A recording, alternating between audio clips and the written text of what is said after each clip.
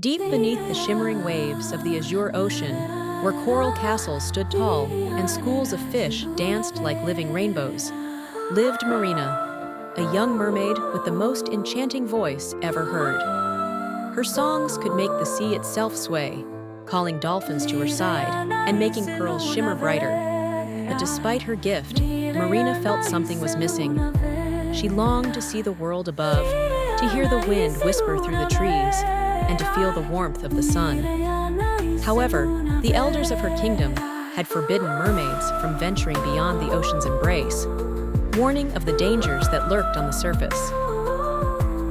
The human world is not like ours, her grandmother would say. They fear what they do not understand. But Marina's curiosity only grew stronger.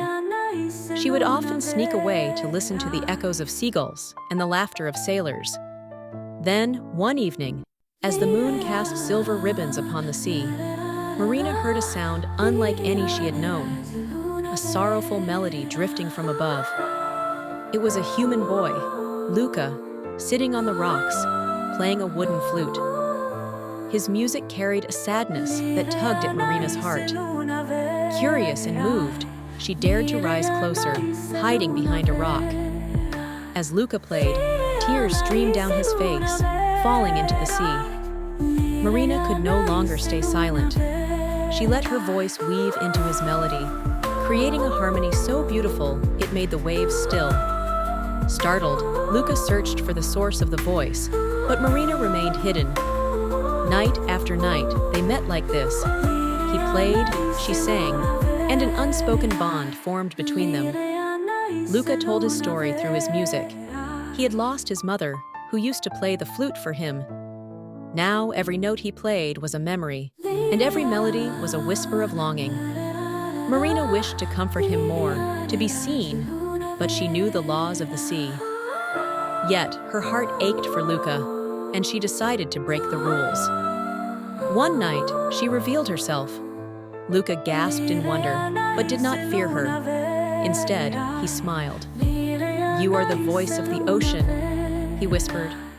They talked until dawn, sharing their dreams and sorrows. Marina told him about her longing for the world above, and Luka spoke of the beauty of the land. He described rolling fields of flowers, golden sunsets, and birds that painted the sky with their flight. Marina listened, mesmerized. But as the first light of day touched the sea, Marina felt a sharp pain. Her tail was losing its shimmer. The ocean was calling her back. A terrible storm struck that day, as if the sea itself was punishing her. Waves crashed, dragging Luka toward the depths. Without hesitation, Marina dove, wrapping her arms around him and using the last of her strength to bring him to the surface. The storm raged, and in a final burst of song, she called upon the ocean's magic to send him safely ashore.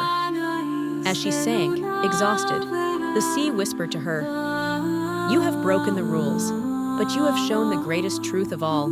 Love and kindness know no boundaries." When Marina awoke, she was no longer in the ocean. Instead, she lay on the shore, legs in place of her tail. She had been granted a new life among humans.